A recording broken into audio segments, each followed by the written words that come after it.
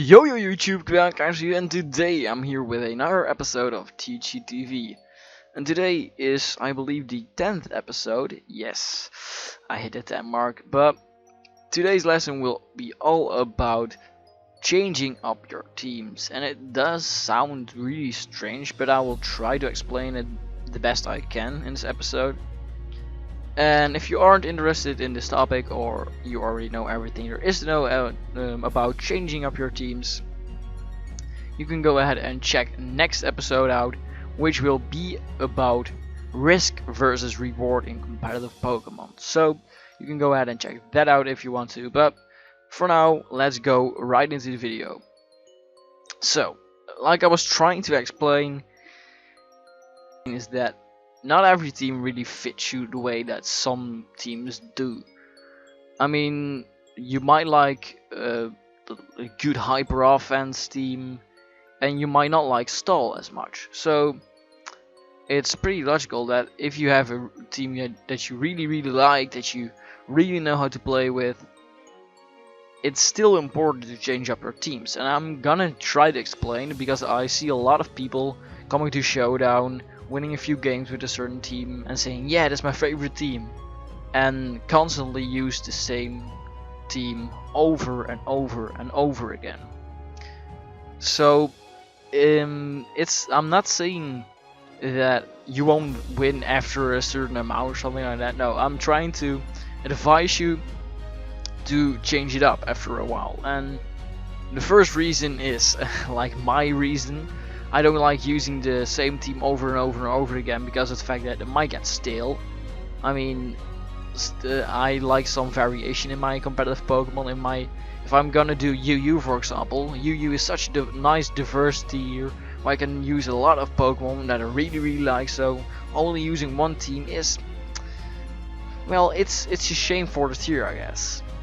But that's a little lousy reason. I mean, if you really like that team, sure, go ahead and use it, if you would say. But in my perspective as a content creator, the reason that I don't always use the same team or only use it a limited amount, because of the fact that I do want to change pace for the viewers. But you guys don't have to worry about that, of course. But the second reason, which is a better reason in my opinion, is because of the fact that bans are a thing and the meta does change.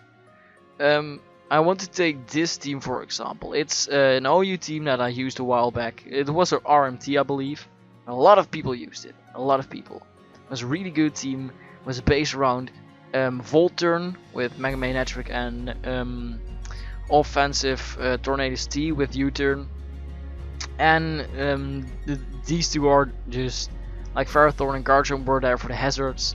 You have like a wall breaker in Azu, and you have the beast called Hoopa. This team was my bae. It actually was the best team I ever used, and I really like to use it. I mean, such great mons, I love those mons. But at a certain point, Hoopa was being suspect. I was really afraid. I mean, if Hoopa got banned, I couldn't use Hoopa in OU anymore. So this team was unusable.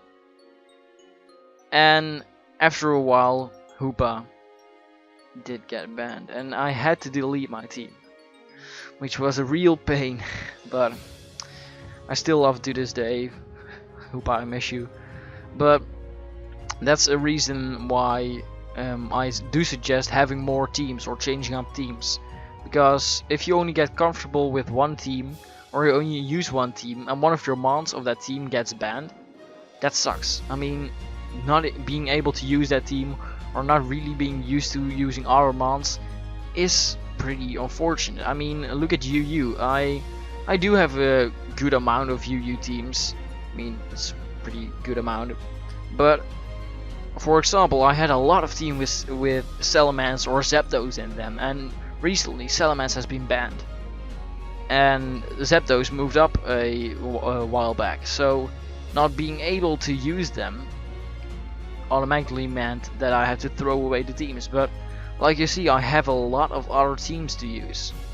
So, for example, if like Celebi is a really great mon at the moment, so if Celebi would get banned, I could still use like teams like these.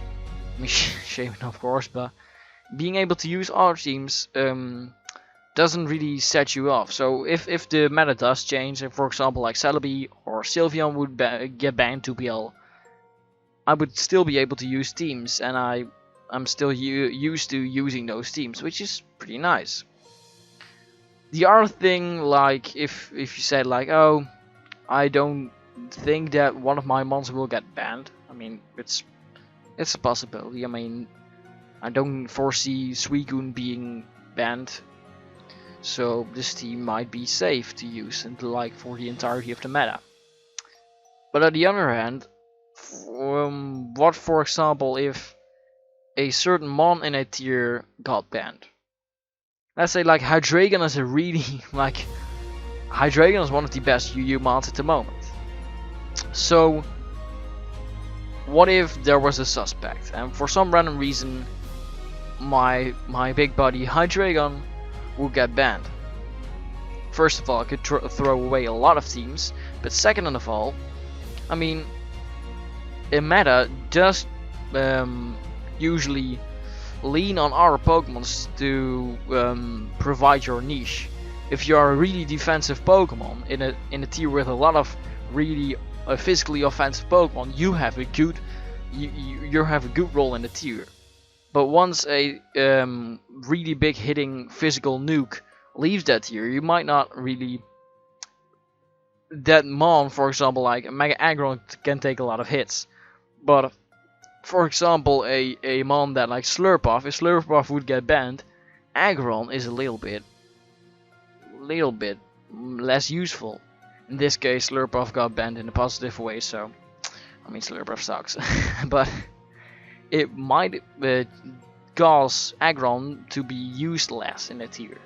So, for example, when Hydreigon leaves, maybe Fairy types won't be as popular as they were. Maybe fast fighting types like Infernape weren't as popular as they were. So it does focus around that meta, and so one of your mons of that team might not get banned, but maybe the team is a little bit less worth because of the fact that one of your mons is a hard wall to like Hydreigon. So when that Hydreigon check is still on that team, it might not really fill a role in the new meta, so keeping it on your team is maybe not that good. So the fact that a meta changes really proves that a team that you shouldn't have like one limited team in a meta, because a meta just keeps on changing and changing, maybe daily. I mean, at the beginning of Auras or something like that, Taunt was so prevalent in the meta game. So like a priority taunt use like Sableye was amazing. I mean, when Sableye got like in UU, there was a time that like Sableye was really nice in UU because of the fact that it could taunt certain mons. But now taunt is not really that needed. I feel like taunt is a little bit less good in this metagame. So Sableye is getting a little bit less used. So meta keeps changing, and our team should be changing as well. So that's another reason why. A third reason is pretty much only if you are a really good player and you play in like tournaments, or maybe you play on room tours. I mean, the Dutch chat, for example, has a lot of room tours as well. But if you keep on using the same teams, people might predict that. And for example, if you are in a open or something like that, a Uber's Open, for example, if you keep on using one team and you're getting wins with it, which is pretty nice, at a certain point an opponent will predict that team and will counter team you. So in a tour it's pretty nice to switch it up as well, because people might just ghost you, or they will scout for that team and they will try to counter team. So in that sense, it might be nice to change up a team as well. But I think those are all the reasons to change up a team, and if you don't want to change up your team, sure, go ahead. But it's kind of recommended. It's not really a lesson in my opinion. This episode is more of a recommendation.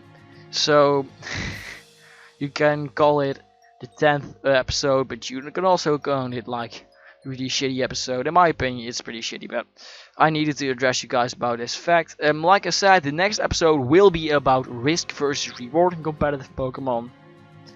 And yeah, I will see you guys in the next episode. So if you I wanted want to say one more thing.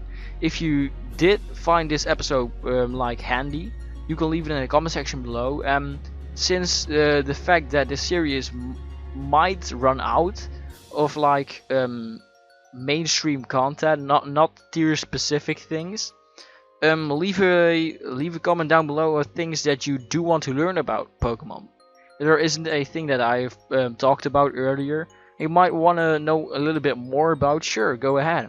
I mean, I'm here for you guys, so if you do want more intel about certain things, go ahead and ask it in the comment section below. Like if you had something, if you found this video like handy or something like that. I will see you guys in the next episode. Peace. It's kind of a flying check, but Spello is still a problem. It has Earthquake and Sonia just for main stabs. Stealth Rock because we needed Rock Setter on this team, and Rock Polish because after like a Rock Polish and Sticky Weapon support, we outspeed so much in this tier, pretty much everything. Not flying types like Arthrops, well, all those kind of things. We still don't outspeed those. I think like no.